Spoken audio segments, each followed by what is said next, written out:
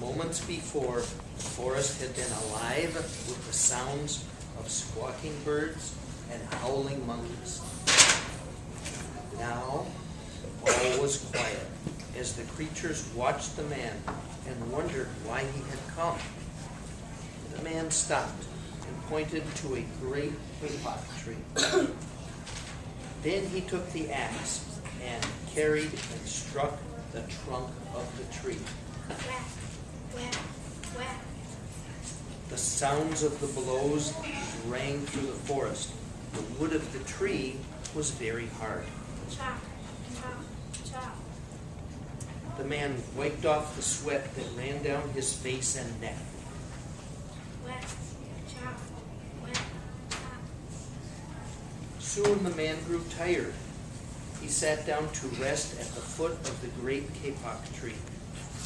Before he knew it, the heat and hum of the forest had lulled him to sleep. A boa constrictor lived in the kapok tree. He slithered down its trunk to where the man was sleeping. He looked at the gash the axe had made in the tree. Then the huge snake slid very close to the man and hissed in his ear. Senor, this tree is a tree of miracles. It is my hope where generations of my ancestors have lived. Do not chop it down. Some bees flew near the sleeping man's ear.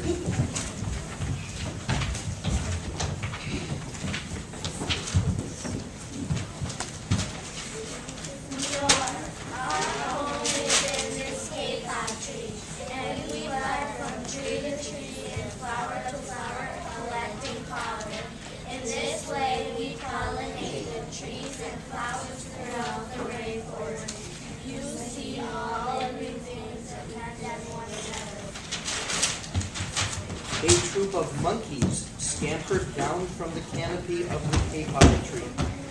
They chattered to the sleeping man. We have seen the ways of man. You chop down one tree, then come back for another and another.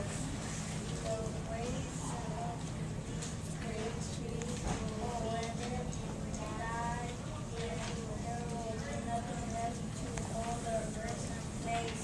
When the heavy rains come, the soil will be washed away, and the forest will become a desert. A toucan flew down from the canopy. You must not cut down this tree. We have gone over the rainforest and seen what happens once you begin to chop down the trees. Many people settle on the land. They set fire to clear the underbrush and soon the forest disappears. Where once there was life and beauty, only black and smoldering ruins remain. Some bright and small tree frogs crawled along the edge of a leaf. In squeaky voices, they piped in the man's ear. Senor, a ruined rainforest means ruined lives, many ruined lives. You will leave many of us homeless if you chop down this great kapok tree. A jaguar had been sleeping along a branch in the middle of the tree. Because his spotted coat blended into the dappled light and shadows of the understory, no one had noticed him.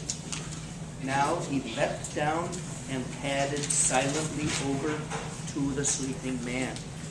He growled in his ear. Senor, the kapok tree is home to many birds and animals. If you cut it down, where will I find my dinner? Two tree porcupines swung down from branch to branch and whispered to the man. Senor, do you know what humans need in order to live?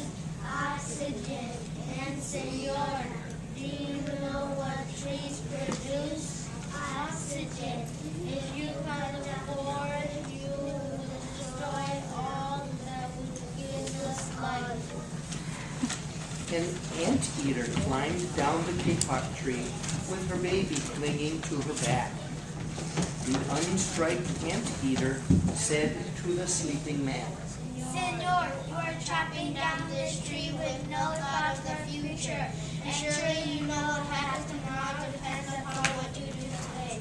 The big man tells you to chop down a beautiful tree. He does not think of his own children who tomorrow must live in a world without trees.